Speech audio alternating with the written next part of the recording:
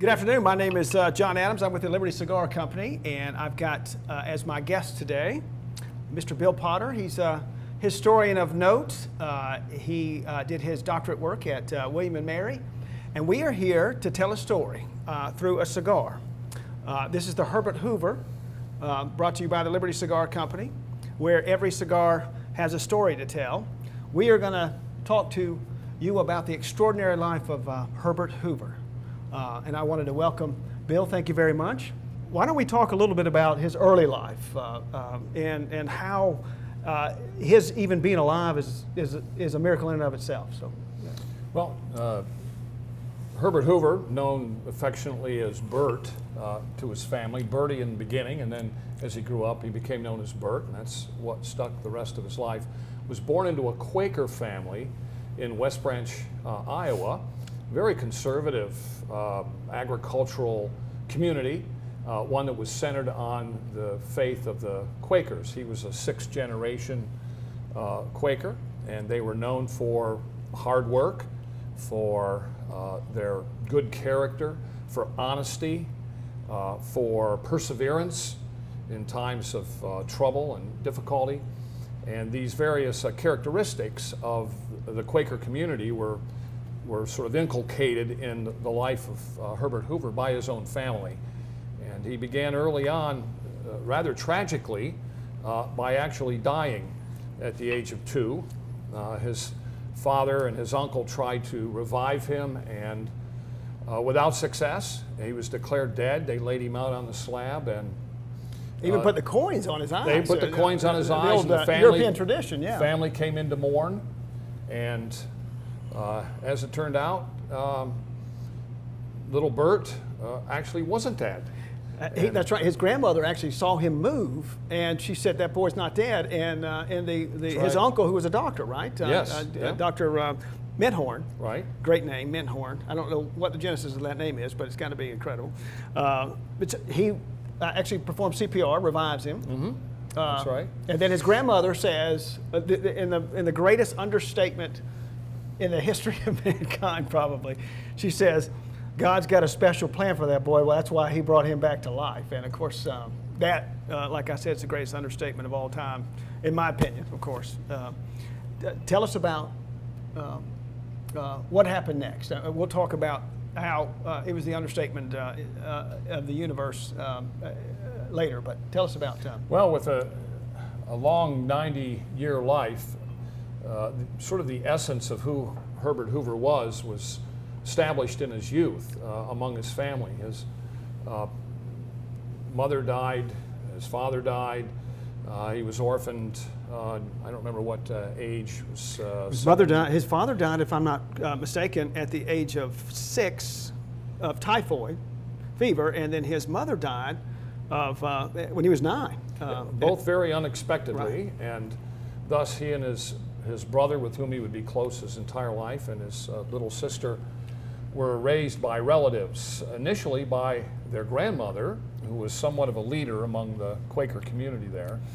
And in the course of time, he was transported from working on the farm and learning the values of the Quaker religion and attending church and having his life very tightly circumscribed to being sent out west to live with another uncle, a different uncle. The same uncle that actually saved his life. The one that saved his life out in Oregon. Yeah. And he was, I suppose among Quakers would be considered a little more liberal than some of the West Branch branch. Although he still sort of had this sort of underpinning of conservatism that marked the Quaker. He still had the same character and the same values as other Quakers, Right. but he realized that Bert Hoover was something special, Right. that he was Right. brighter, more inquisitive, stronger in different ways than anybody he'd ever known. His own son had died, and that's why he wanted to adopt Herbert. So he's 11 years old when he makes the trip from West Branch, Iowa, on the banks of the Mississippi, Right. out to Oregon, which was basically beyond the frontier at that time, Right. because it was in the 1880s, 1884-ish, something in that range. Uh-huh. And there he lives with an uncle that puts him to work and builds into him perseverance and strength and self-discipline. Whenever Herbert wavered from the family plan of what he was supposed to be doing on the farm or whatever task he'd been assigned, he was compelled to go do it. So he was very, his life was disciplined, and he adopted that as a personal attribute or personal characteristic. To be self-disciplined. At that time, that's where the seeds of his entrepreneurialism were developed, because by age 14, his uncle had put him in basically running the office, and so at various times he was even though he's a doctor, he was a land speculator, and he was bringing in people out west and actually setting up land claims for everyone, and so. Bert, as he was known then, actually at 14 years of age was setting up. He was running railroads. He was building hotels. He was doing all the logistics to bring out folks. He would meet them at the stagecoach or the railroad depot and actually introduce them to their new life, their new land, et cetera, et cetera. And he of course began learning how to organize, which I guess is the hallmark of his existence. Right. He becomes known as one of the greatest organizers of anything in probably world history, not just American history, which he's going to go on to demonstrate in spectacular ways in his future. But retaining the core values, you might say, of his Quaker upbringing, living with his uncle gave him the opportunity to expand his interests and to pursue things that other Quaker boys of his generation usually didn't get to do. Right. So he was a voracious reader, for instance, and out in Oregon, he was able to read Sir Walter Scott. Right, which of course would have been forbidden. Yes, in the Quaker home there was only the Bible. That's right. There was no Sir Walter Scott in West Branch. Right. So he reads Robinson Crusoe and Ivanhoe and all those. And he's inspired. He's inspired by these heroic, novelistic characters, albeit. But he was also interested in history, and so he spent a great deal of time studying, reading history. He was interested in geology and the world around him. He was fascinated with the creation. He loved being outdoors. His uncle promoted that, and that was an interest that would stay with him the rest of his life. Just the desire to conserve the world around him. He was a compassionate man. His family had kind of built that into him. The idea of helping people who are in trouble, truly in trouble, not the ones that could help themselves, but actually he sort people of who had a laser focus, lost everything, right. And so he had this intense interest in being compassionate, and sometimes that wasn't seen because he was so self-disciplined. People didn't see that until there was a crisis, right? And then they found out who Herbert Hoover was. Well, and we'll talk about this in a moment, but people actually craved his presence when there was a crisis. In other words, he was the go-to guy, if you want to use a colloquialism from today's world. So he's 14 years old. He's helping his uncle in his real estate mini empire there in Oregon. He has a chance meeting with a gentleman who actually introduces him to geology, and this gentleman meets him.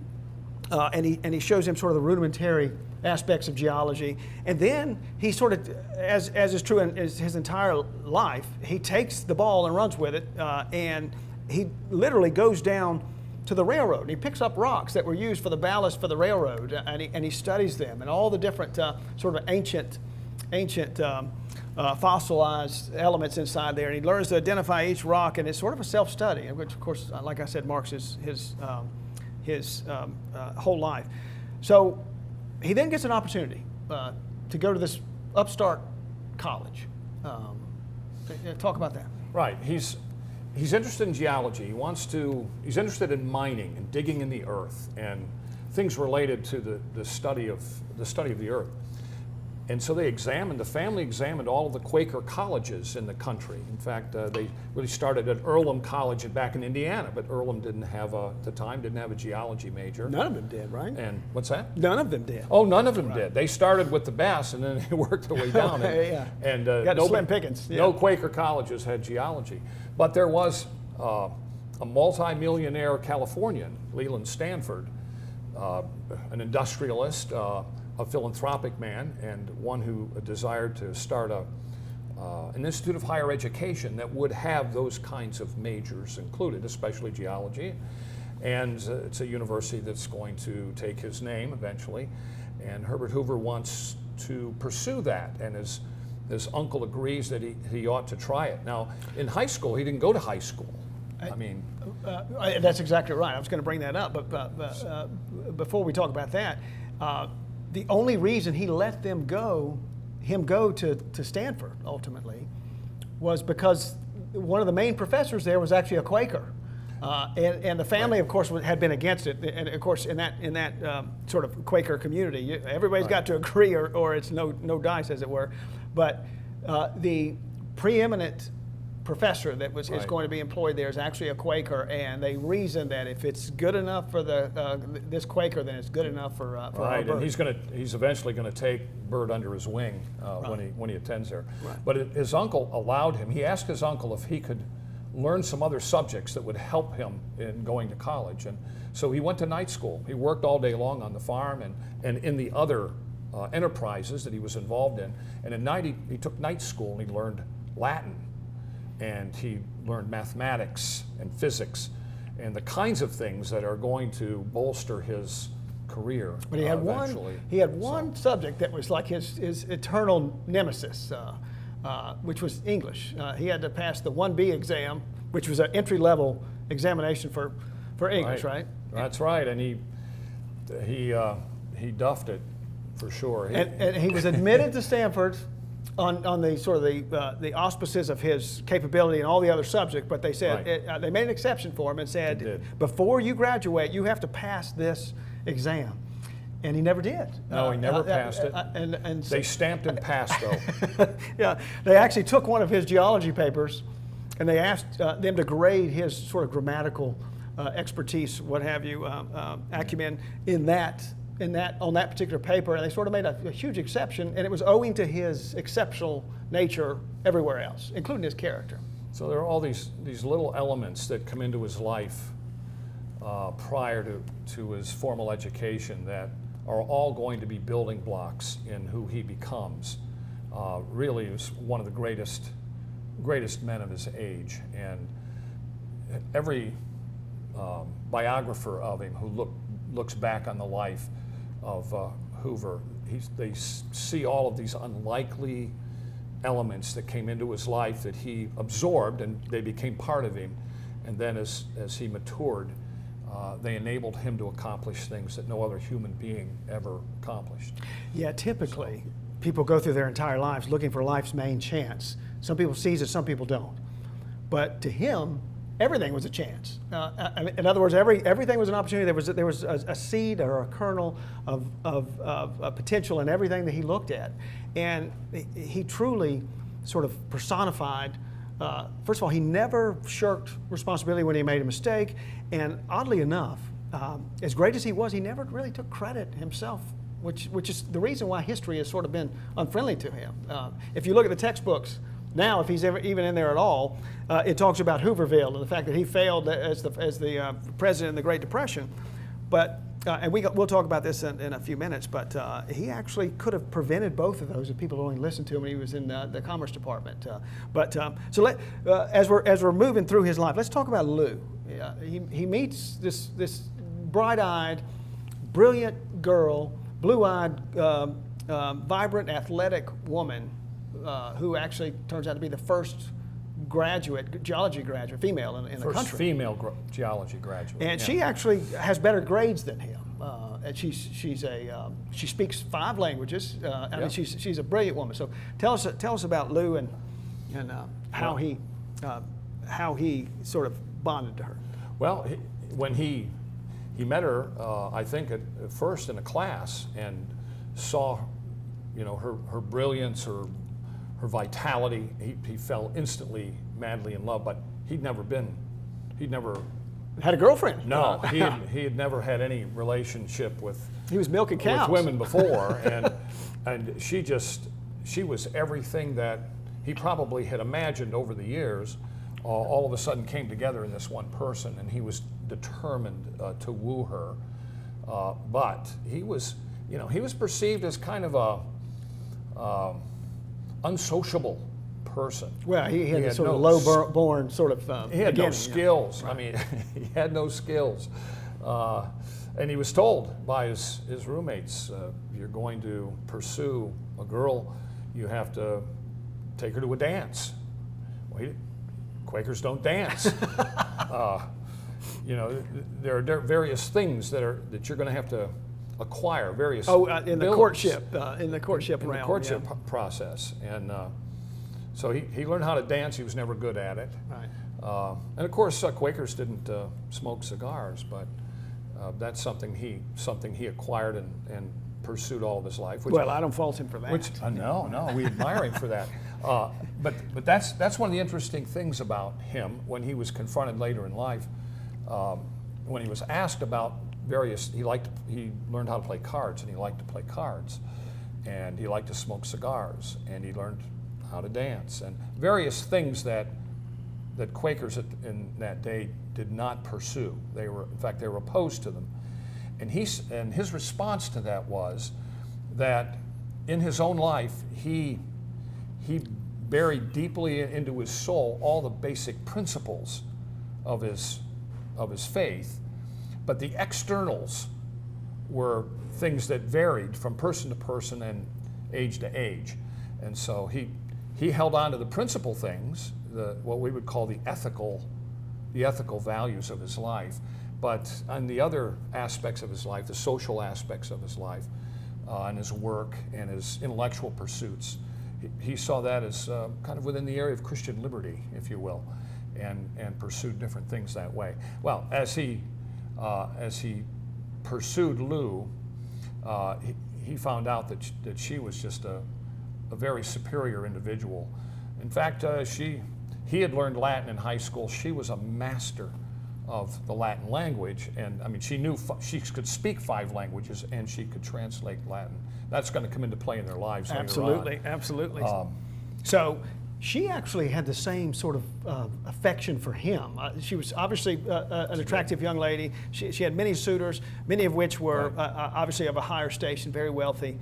But she really saw something in him that all the other seminal people in his life did, or early in his life.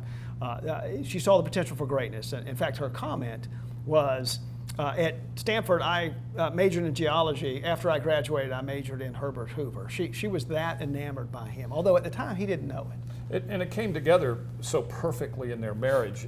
She was pursuing something that no mining company would ever allow a woman to do. I mean, she wanted to go down in the mines and look at the seams and study the geology, and that just wasn't going to happen in that particular day. It did. As the mines were in these third world countries, if you will, they had superstitions about women going in the mines. It was considered bad luck. You know, if a woman goes down in the mine shaft, then you know the mine is going to fail, and you know people are going to die and stuff. So they were very reticent about that. But she married the greatest mining engineer in history.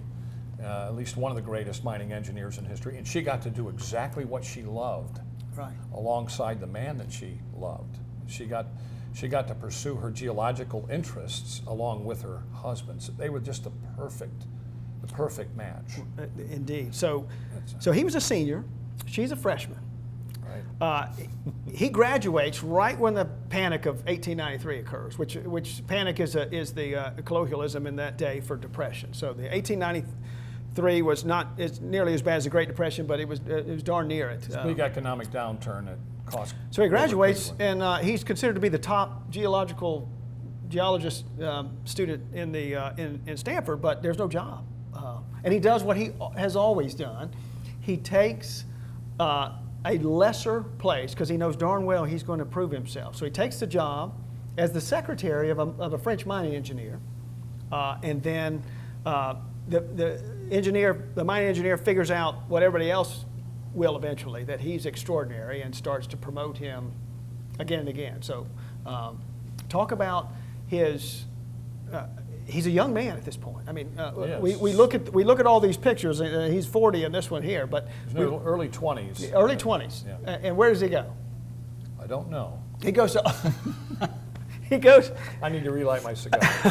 Well, good. I'll talk while you do that. Go ahead. Take a time out. He goes to Australia.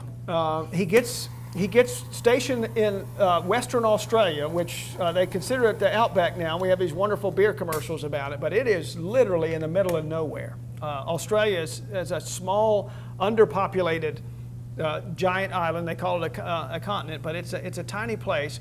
And he goes there. He's 21, 22 years old and knows nothing about the world. And he gets dropped into the outback. And he starts to learn how to deal with the different cultures at that point. In other words, his biggest culture shock was going from West Branch, Iowa to Oregon. Now he's placed literally halfway around the world in Australia. And he's given a lot of responsibility that a 21-year-old normally doesn't get. No, and he figures things out. I mean, he's put in situations where he hasn't been there before, but he understands the principles, and he goes down into the mines and he does the calculations, and because of his, today he'd be called the ultimate efficiency expert.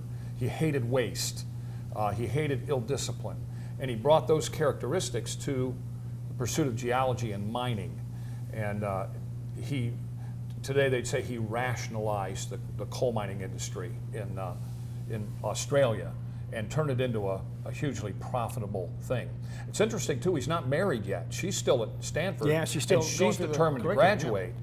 So he has to wait for her for 3 years. Right. And he has a little fear that Lou's going to because she's got many suitors, but she is single-minded in her purpose. She goes through the school. So they're separated really most of the time for the next 3 years. So in Australia, he starts to build his wealth. He does what he always does. He excels and becomes valuable to his employer. His employer gives him a piece of the business, and he's one of the rare wealthy individuals who actually starts giving back, even as before he even makes his fortune. In other words, he's sending money back to Stanford to his brother Tad and to his sister for them to go to school, waiting for her to graduate. So she graduates. He comes back to the States, and then he gets stationed in China, of all places, which is a very interesting story. She comes with him. She goes with him to China, and in the course of his years in China, he's connected with a particular Chinese mining interest. Chang, yeah. Mr. Chang, and he takes him to various places around China. In fact, Mr. Chang is convinced there's lots of gold in China. Right. And all the gold mines have been tapped out. Right. But he's just sure that country, over millennia. The country is so huge that it's so big that he's just convinced there's more gold. And he sends Herbert Hoover all over China. I mean, he sends him on all of these wasted trips to the far reaches of China. And he doesn't find gold because it really has been tapped out for the most part, at least in the initial years. But he finds other base metals like zinc base and copper metals and things that they're not really aware of the importance and the wealth that's they were literally going for the gold, but there was so much wealth that was on the table, and he found it. At that point, he develops somewhere in that process. He actually develops a revolutionary way to extract those base metals out of the slag or slug. I've forgotten the operative term, but the waste while they were looking for gold, and that is where there is economic opportunity for the owners of the mines and himself. Right, and he's going to build a fortune in China that's going to eventually employ 125,000 people, and historians claim that really at the peak, not at this time in China, but cumulatively until World War I starts, and he employs about 1 million people. Right, which is more than anybody. I mean, Amazon, I think I read it yesterday, has 300,000 employees or so.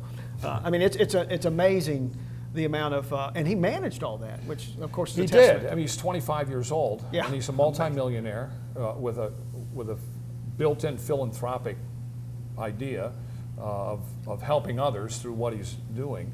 But even on top of that, the reinvestment in the mining industry, he learns economics. I mean, he understands how it works. And right in the middle of this, building his fortune and expanding the mining interests of his employer in China, a revolution takes place among a certain segment of the Chinese people who are rejecting Western values and the Western infiltration of the country. And in particular, they're rejecting Christianity. They begin by massacring as many Chinese Christians as they can and missionaries. Right. And a crisis ensues, which becomes known as the Boxer Rebellion. Which is the Western name for it, but in China it was called the Righteous Fist. The Righteous Fists. Right. Yeah. So that's right. So they get caught in a compound. Which was not well defended. No, they're in Beijing with 300 other people, and there are 140,000 Boxer troops. Right. So, but the Righteous Fist is not very organized. Thank God. They are not well organized. So, and this is where Lou comes in to the picture, because she is not only the dutiful wife, but she's in a lot of ways her sort of adventurous nature and her brilliance and everything exceeded his in certain ways. So she's tending to the wounded. She's actually going outside the compound and with a bike, and she's got a .35 revolver on her hip and to protect herself. And Quakers never intended to use it, but they felt more comfortable when they had a gun with them. Neither one of them ever fired a shot, but they at one point he asked for a rifle because it got a little overwhelming. But she's riding out to actually help attend to the wound, and she gets a rocket, blows her front tire off. Right, an artillery shell blows the tire right off her bicycle, and she keeps on going and does whatever task she was doing secretly between the lines, and even within the legation. He's organizing the legations turn to him. Yeah, and he's 25 years to old. To organize the defense of the foreigners who are under siege. And he's got this sort of amalgamated group of folks. He's got Russian soldiers and some Chinese loyalists to them and different Japanese. He's got all these different sort of groups, disparate groups that he's cobbling together to do this. He's 25 years old. It's remarkable. Finally, the Americans show up. To rescue them. The Marines came. The Marines came. God bless them. They're always timely. And so they make it through the Boxer Rebellion. And he obviously goes on to build wealth not only for his company but himself. And they actually find him so indispensable, the Chinese government actually, or Chiang actually turns over his shares because they're worried about the new regime is going to take their stuff away. So Chiang gives him control of the company. And he's a good steward of it. He doesn't take advantage of it. No. They wanted it to be adjudicated in the British courts because they felt like the Chinese courts would strip them of all their wealth. So that was a smart move on Chiang's part. Hoover never takes advantage of them. So he goes back to the States with Lou, and then gets an appointment at the Home Office in London. And then the unthinkable happens. Right. One of the characteristics of Hoover was his transparent honesty, and that set him apart from a lot of the other wealthy men who were manipulators. And really, they provided some of the reasons why the Chinese revolted is because of some of the bad things that businessmen did. Oh, sure. But he was the exception, and even when he ran for president, his critics, one of the things they criticized him of was that he had 100 and some thousand employees in China, and they tried to accuse him of using slave labor. Right. And when it was investigated, found out that he paid them more than any other businessman in the Far East. Except for the squeeze. The squeeze was that term for bribery. And it's an ancient custom. It's still present today in China, wherein you agree to a certain stipend for a certain amount of work, and then there's expected to be this extra slice there. They call it the squeeze. I don't know if that's the operative term anymore. We call it a bribe. But you had to maintain that, and he hated that because it was sort of an affront to his Quaker values. Right. And he tried to eliminate, but he never did. He had to play. And that's what you were speaking to earlier about how he adopted from the sort of the Quaker communal sort of world where everything was sort of myopically viewed. He had to operate in the real world, so he played the game a little bit, but he didn't like it. One of the interesting things that I found about Hoover is all of his employees called him the chief. All the men that worked for him, he was just known as the chief. Even later, right? When he was president. When he was president, he was called the chief. Right. He was strict. He was self-disciplined. He was, in just looking at the situation, he was so far above everybody else in Right. ability, intelligence, And forward thinking. and everything. Yeah. Yet at the same time, people did love him. Yes. He wasn't a great orator. He didn't get up and give speeches. Lou was actually the speech giver for him, His right? wife was much better Yeah, at it. yeah. And that's going to be a handicap in American politics. He's not going to be able to get up and give a wowzer speech. Right. And that He had to you use know, surrogates to do all that work for him, He which was he was always- perfectly fine with. He was always serious and Right. disciplined and honest. And things that don't go well with politics sometimes. So- Anyway. So he makes it to London, and World War I breaks out, and Yes. sort of the tip of the iceberg, if you will, of when he's going to be considered to be one of the greatest men of all time, in my view, happens. So World War I breaks out.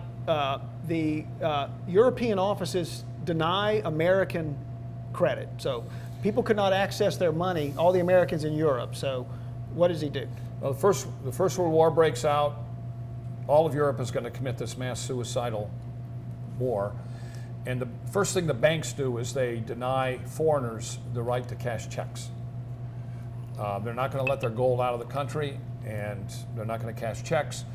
And there happens to be some 25,000 or so American teachers who have come to Europe for the Grand Tour, and World War I happens on their vacation. 1914. They're in France in 1914, they're in France and in England, and they can't get home because the British Navy seals off the coastlines, seals off the British coastline, so nobody's going out, and they have no money. And the Germans with their U-boats. So it's suddenly become a very desperate situation, and that's just the American school teachers. There are another 100,000 Americans on vacation in England and France, so they're trapped by the war. And the American ambassador doesn't know what to do. I mean, the problem is unsolvable. And so he knows the chief is in town. His reputation has preceded him. Everybody knows who he is. And the ambassador comes to him and explains the situation and said, will you help us solve this insoluble problem? And Hoover said, I will do that. Right. And he got 5 of his lieutenants right away to set up tables over at the American legation at the what's it called? Embassy. Where the ambassador is, the embassy. And he put a couple $100,000 of his own money in cash on the tables, and any American that was caught and had no money could come and write a check to Hoover, and they would loan them the money. Hoover would loan them up to, I think it was $250, in order to be able to have a place to stay, place to eat, or food to eat in England. That's about $2,000 in today's money. So it's, Yeah, so it was a substantial amount of money, Right. and so he loaned it all out, and they would sign a promissory note or write a check. And ironically, when all of that was over with, and all the teachers got home, and all the other Americans got home, he was paid back all but like $130 of it. And Yeah. he was out. Yeah, He was out. I just think a little bit. I think it was $300, but it was like out of all the money he loaned, ultimately millions. It was Yeah. it was a small little bit. So Germany had invaded Belgium, and then which was London's sort of sworn duty and oath to protect. So they enter the war. Germany takes over Belgium and decides they're going to feed their army and not the Belgians. So you have 7-8 million Belgians starving to death. And so he gets the Americans home, and then he gets called upon again in that moment. That's right. He's told that in Belgium and in France, millions of people are going to starve to death in the next 6 months. And someone needs to organize a food rescue of these Europeans trapped behind German lines. Germans have seized Belgian industry, they've seized the farms, they're harvesting the crops and giving it to their own troops. And so he is approached by the British, actually, to come up with a plan, ask him if he would come up with a plan and organize a relief for Belgium. And ultimately, it's going to also be for France and any other countries that fall behind German lines. And he doesn't say yes right away. He said, I will sleep on it and give you the answer in the morning. And he considers through the night, comes down to breakfast. Lou says, what is your decision? His children are there around the breakfast table.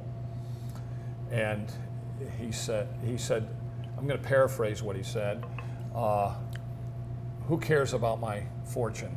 So I don't care about my fortune. He knew that once he committed to this, he was going to have to spend, he might have to spend his entire fortune to make this happen. He knew it was going to be so costly. Well, in fact, he gets up from the breakfast table and goes and cables the Chicago Mercantile and orders 10,000 bushels of wheat. Right.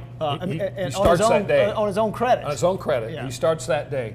And in the United States, there was this huge surplus of agricultural products, wheat, corn, soybeans, lots of things.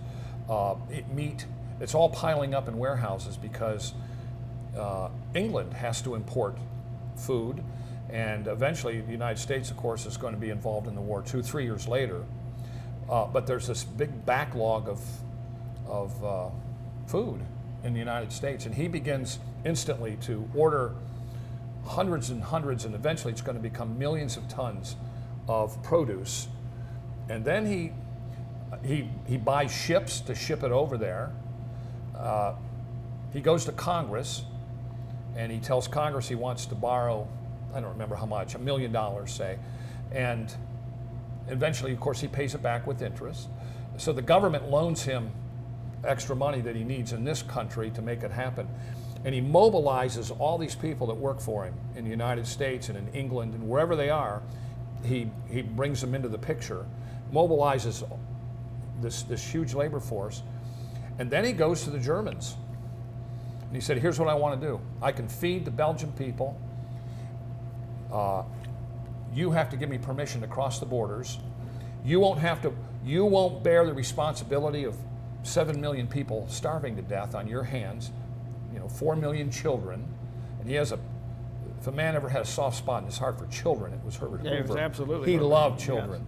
Yes. And 4 million Belgian children are going to starve to death if they aren't fed. Larry, at that point, it was like within weeks. It was 2 to 3 weeks away from literally dying. That happened. There were people dying already. Yes. He already has ships on the ocean coming right. With relief supplies, which are being menaced, of course, by the Germans. The U-boats.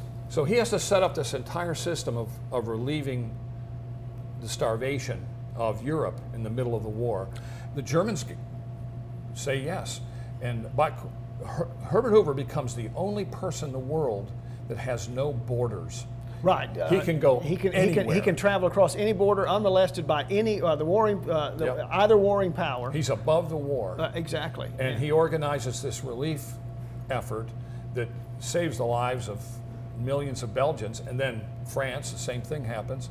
He does it in France. But he's for 4 years. He's on his own, though. In other words, we'll let you do what you want to do, but we're not helping you. In fact, one of the more famous men in the world, or to be famous men in the world, the first Lord of the Admiralty. I always admire the British. They have these fabulous names for their folks. In other words, we're Secretary of the Navy, which sounds like this sort of aquiline person with their their stenography pad, but they're the first Lord of the Navy. It's Winston Churchill. Right. Winston Churchill was either jealous of him or he had some kind of he orders him to be investigated, and really harasses him. And so the foreign minister actually does the investigation upon the order of Winston Churchill, and he finds that not only was he not violating any ethical terms, he was actually giving of himself financially. So it actually sort of backfires on the young. They're the same age, by the way. They were born in the same years. They were born within months of each other, died within months of each other. So it's kind of an interesting dynamic. And Churchill's going to give him a hard time in the future, too. Right. I mean, this is only the first time they're going to cross swords. So he, as you mentioned, he saves 8 million Belgians from starvation, sure starvation. Then then the French start to feel because nobody is planting crops. In other words, so their entire agrarian society shuts down. So it gets worse and worse and worse. And not only does he have to feed them, actually got to put all the infrastructure in place, the railroads, the distribution lines, all the elements. He's got to maintain the political sort of negotiations, because people are intermittently hostile and not to him, and he's got to navigate that sort of horrible political realm. So he does that. The war finally ends. He becomes essentially Wilson wants him to be the food czar, but he thinks the name is ostentatious, so he said, "Call me the food administrator." So after the war, we have sort of the early Marshall Plan, if you will, not the one in World War II, but his was actually larger in scope. It doesn't get credit for that either. So he creates this wonderful, continues what he's doing, and it's called the ARA at that point, the American Relief Association, I think. Right. And so he keeps doing it and feeds a starving Europe at that point. He saved the lives just during the war of probably about 14 million people. And then when the war ends, Germany is starving to death. Right. Germany's facing revolution. Right. Communist revolution has come to Germany. The people are starving. Because the reparations put on them by the Allied powers were Right. so onerous, they couldn't pay the bill. Yes, and Hoover believes the German people should be fed, and the British blockade is not taken off, and so food can't be gotten to the Germans. And he goes to Churchill, and Churchill says, "No, let them starve." And he goes to the Foreign Secretary. Foreign Secretary says, "We're not going to lift the blockade of Germany." So Great Britain is still in the sort of the imperial mode, the sort of the colonial mode at that point. They're not Right. like they were in World War or after post-World War II. Yeah, they're going to crush. They're going to crush They're Germany gonna, once and for all. They're going to put the hobnail boot on them. So Hoover goes to the king, right.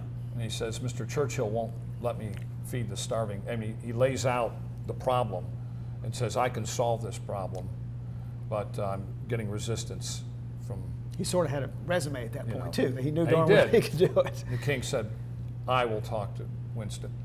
So the king says he has a right to feed the Germans, and they take the blockade off, and he saves millions of lives of Germany, and probably in so doing also preserves them from being overthrown by communist insurgencies and revolutionaries in Germany itself. So he forestalls Hitler a little bit, or a little Hitler-like person. Hoover didn't. There are various aspects of Woodrow Wilson's policy that he did not like. He thought that Germany needed to be brought back into the family of nations quickly, Right. and not be right. Forced to pay all these He reparations. was a League of and such. Nations advocate, sort of tacitly, He liked the idea of an organization with some changes. with changes that could keep peace. Hoover loved peace. He was a man of peace, and that's Quaker, yeah. what he pursued. At the same time, he was not a pacifist. Right. He did pick up a gun during the boxing. Right, and he believed that sometimes wars are necessary, Right. and but if there's an organization, an international organization that will work in helping keep peace, he was for that. So you're right. He agreed with Wilson's idea of creating a League of Nations, but modified fairly dramatically, because the Republicans at home were Senator Cabot was Henry Clay. Cabot Lodge becomes an enemy of Hoover's. He's the kind of the arch conservative Republican, and he doesn't want to give Wilson anything. Right. And but there are people in the middle that Hoover agrees with and works with. But in the end, the Treaty of Versailles is not signed by the United States, and the League of Nations doesn't. The United States never joins the League of Nations, and Hoover had a problem with the League, but he liked the idea. Right. Because he loved peace. So we're getting now we're to the 1920s. He worked under the Wilson administration as the food czar, although he changed the name to food administrator because for the aforesaid reasons. Then Russia, you have the Bolshevik revolution, Right. and Russia. The peasants weren't really good at they didn't understand how to run industry and how to run a country. Collectivization didn't work. It did not work, and it didn't work for almost a half a century, but or more. So they actually get into, Lenin is in a bad spot. He's in a pickle too. And who do they call on? They asked Herbert Hoover if he can figure out some way to feed the Russians. Now he's got to feed the 100 Russians. million Russians while he's at it. Right, and so he goes in there and he gets this sort of the same sort of tacit, I need you kind of thing, like a lawyer. Lawyers are evil until you need one, and Hoover was evil until you needed one. He goes in and he solves their dilemma and feeds 100 million Russians, 20 million of which were starving to death. Yeah, and Lenin was flexible. Yeah, he wasn't as hardcore a Marxist as some of the other Bolsheviks were. Actually, he was somewhat more pragmatic, and which history doesn't paint him that well. No, I guess because you look at that sort of him laying down in his. The only place you see it though is him dealing with Hoover, and being willing to allow the United States to provide, all this excess food. So the farmers in the United States, when World War I ends, they had ramped up, and the food programs end. Eventually these food programs end in the 20s, and Hoover sees what's happening. Suddenly, farm prices they plummet. They plummet because they grow too much. That's an excellent point, because we talked earlier about how he had foreseen in the beginning how he had foreseen two major crises. The first of which was he was trying to be the commerce. He was the commerce secretary for President Harding, correct, who had this wonderful way about him that he just dealt with the political and gave to people much smarter than him the actual physical and intellectual work that had to be done in the organization. So the farmers had been geared up to their main crops. The United States citizen lived off of almost exclusively meat. Meat was their main sort of dietary element. In Europe, it was wheat, but they also did cotton. So it was one or two things. It was cotton, wheat, tobacco of all things, because people needed the solace of a good smoke. God bless you. And so they had essentially done just the four mainstay crops, and they had been geared towards that, and they weren't planning things. Other things. As Commerce Secretary, he had this sort of row, I guess, with the Secretary of Agriculture, who didn't want him messing with his thing, and so he tried. Hoover tries to institute this plan of crop rotation, having idle land to allow it to regain its topsoil strength. Wanted them to plant fruits and vegetables and sort of get out of that mode of planting the four mainstay crops, so that it would stabilize the markets by not having so much of the same crops hitting the market at one time. And had they listened to him, the Dust Bowl would have been largely mitigated at that point, which is kind of an interesting thing. That was the one thing that he was prescient about. The other thing was he was warning the American bankers not to loan the European bankers money at such high interest rates. And it was like fish in a barrel kind of thing, where they were charging them outrageous interest rates. Everybody was getting in on the game, and Hoover knew that they could never pay the money back. And it wound up actually being the impetus for the Great Depression. So the irony is he's president during the sort of beginning of the Dust Bowl and the Great Depression. And he could have, if they'd listened to him, neither one of those events likely would have occurred, or certainly would not have been as severe as they were. It's just interesting how not only was he this great humanitarian, he was a forward thinker that was brushed aside. Well, every president that has suffered an economic downturn, it's a result of his predecessor's policies. Of course. But he gets the blame. Right. Yeah. Of course. So, well, let's go into the. So he feeds the Russians, and then the historians have tallied up somewhere between 80 million and 100 million people were alive. Lives were saved at that point. That is what one biographer, Nash, had written, that between 80 and 120 million people were living. And if you extrapolate that based on geometric birth patterns, what that means is there are over 1 billion people alive today. 1/7 of the world's population is living today as a result of one man, and that's Herbert Hoover. And that's why I said his grandmother on that West Branch Bank of the Mississippi. I made the understatement in the history of the world. It's remarkable when you think about the scale of one man who nearly died and his impact on the world. Yeah, it's a remarkable thing. And he got interested in politics, and they couldn't really keep him out of the cabinet. He never had any elective office, right? Never had any elective office, and he's going to be elected president, having never been elected to any political office before. Never stopped him in anything else before, yeah. And he's going to be Secretary of Commerce, but he's going to have his finger in every other cabinet office somehow. I mean, he's such a powerful individual, not pushy, but he understands so much about a lot of different things, and he's wrong on some things, economically and such. But he planted the seeds for the New Deal, right? He did. But at heart, he was always a free enterprise individualist.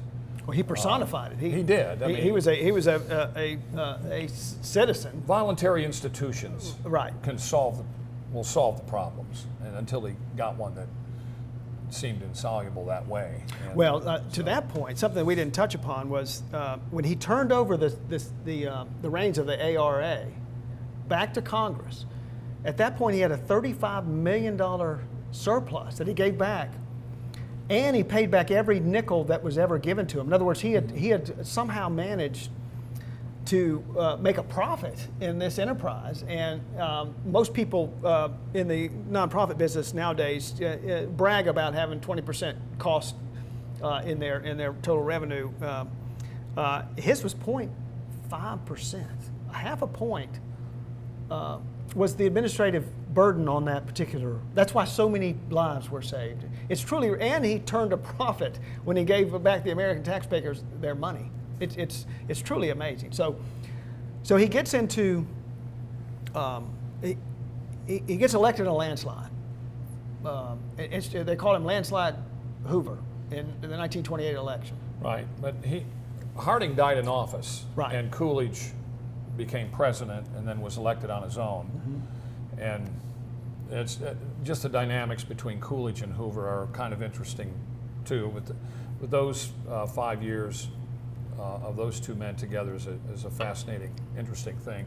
And Coolidge determined not to run again in 28, and so it left the field open. And Hoover had so many friends. There were so many people who believed so much in the chief and his accomplishments that they pushed him to become president. And he warmed to the idea reluctantly, I guess. And the election of 28 is fascinating because it pitted a Quaker for the very first time in American history against a Roman Catholic for the first time in American history, against Al Smith right, of New York. Of New York, and he was quite popular in his own right. He was very popular, and in fact, their political philosophies were not too far apart right, in reality. Right. So it boiled down to some other things. But the idea of a Quaker versus a Catholic presidential election was just outside people's comprehension, that it could never have happened prior to this, really. Right. And the next time it does happen again, 1960. Right, Nixon. Richard Nixon was yeah. Quaker, and John F. Kennedy. That's amazing. Obviously, it was flipped. The Catholic wins that time. The Catholic wins that time. The Democrat wins that time. Right. So, interesting. Anyway, yeah, it is fascinating. So he's elected, and this is where overwhelmingly. This is an interesting thing to me because when the Great Depression happens, of course, he predicted it. He didn't predict the market crash, but he predicted right, that it was unsustainable for the American banks to loan high interest money to the Europeans who had no way to pay it back.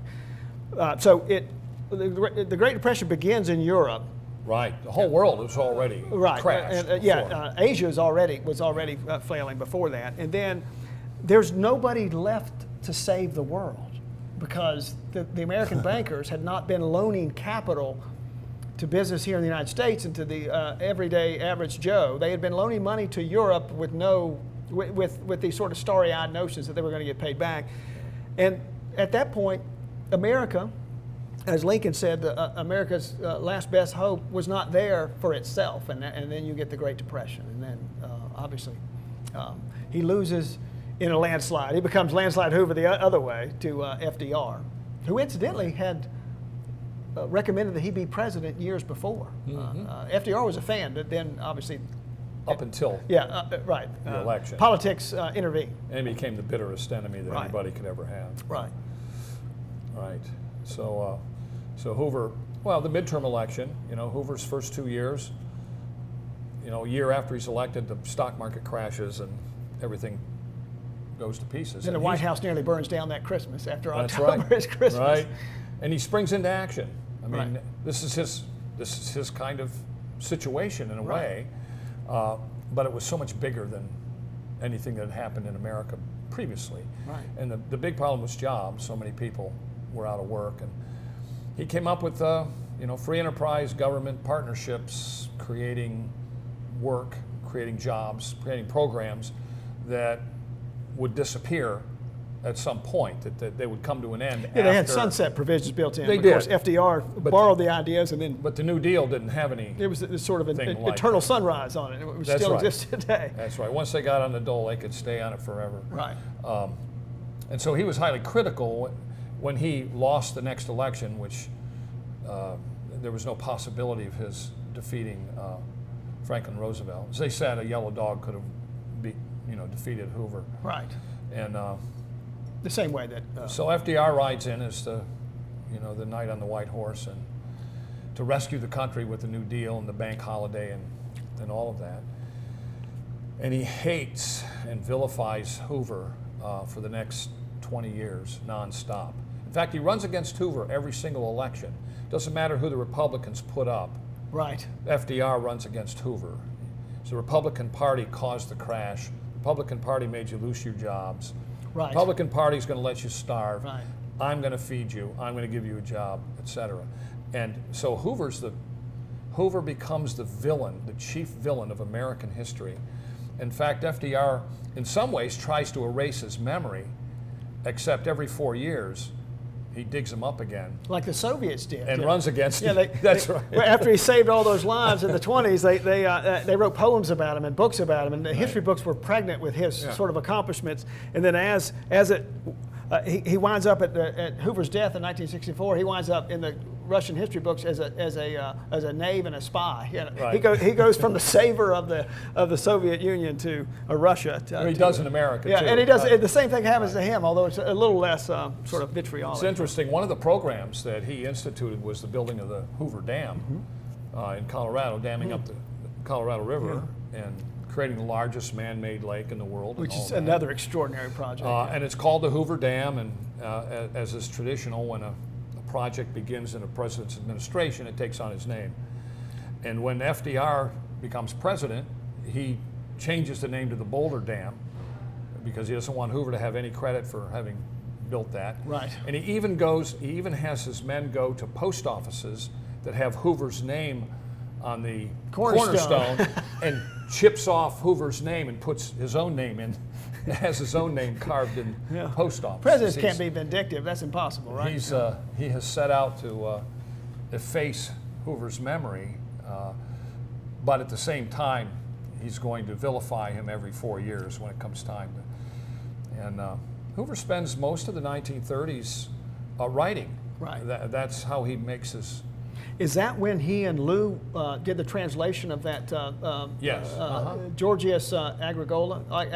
Right. It was a medieval book on mining that nobody had ever been able to translate into English. Because all the mining terms were the writer Agricola actually invented, and Nobody could figure out what they were. So he and Lou had to actually do experiments, literal experiments, to actually find out what the result is, so that they could identify what that word meant, and they were then able to. It's really a remarkable thing. It took them 5 years, right? Translated this medieval mining book from Latin to English, and it's still the go-to. Still used today. Today, yeah. That's incredible. Yeah. So he becomes quite the author. He published many books in his lifetime, and one of his most important books actually wasn't published till after his death, and that was his analysis of the FDR regime, Right. and it's powerful. And he wrote those great books on liberty and rugged individualism and everything, because he saw what happens in the autocratic governmental realm, all over the world. His book on liberty was a critique of socialism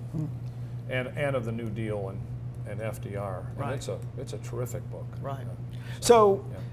we make it through. Obviously, his nemesis in FDR passes away. That same year, or very near, Lou dies in 1944. Yes.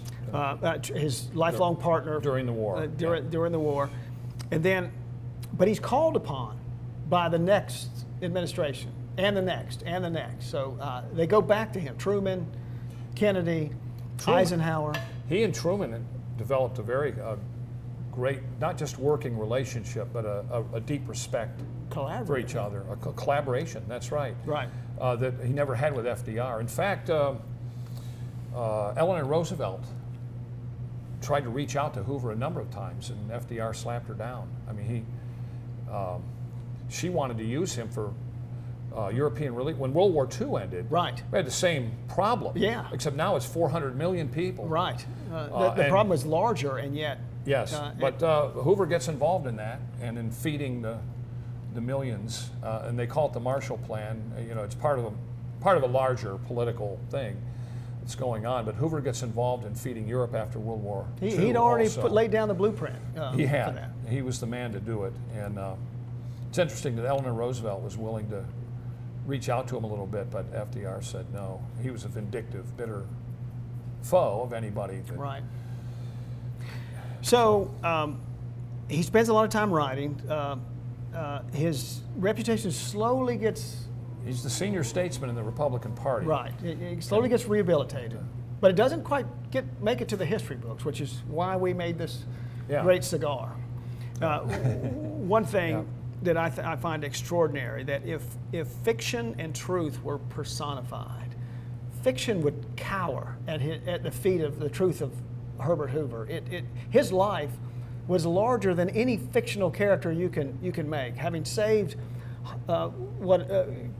tens and tens and tens of millions of people, having contributed wonderful humanitarian sort of exercises all throughout his life, up until his dying day, died in 1964.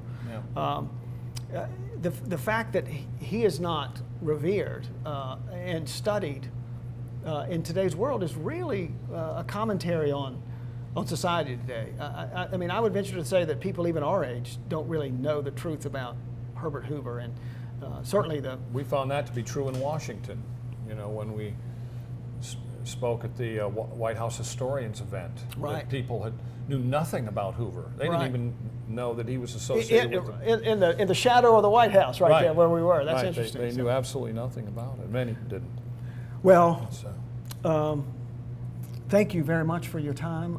It's been right. wonderful. I appreciate so much you're able to shed light on such a wonderfully historic figure. I mean, he was truly the Ben Franklin of his time. His versatility and his love of life, his ability to extract hope out of even the most desperate situations. Compassion for people. It was sort of this golden thread that never was No. paled or shrouded. It's Right. truly amazing. Yeah, it was remarkable. Man. And the Hoover Institute today is in Stanford. Right. As a conservative think tank, or Right. used to be. Right. And his memory certainly has been revered there Right. over the years. We made this cigar with this wonderful drawing. We chose a sketch that my wife did, in fact, when he was 40 years old. This was the time when he was actually saving the lives of tens and tens and tens of millions of folks. And so we wanted to make sure that the representation on the cigar actually mirrored that time. When he was a young man. He was barely 40 years old, having acquired all those skills, and literally changed the lives of probably upwards of 1 billion people. Now, it's truly amazing. To Herbert Hoover. To Herbert Hoover.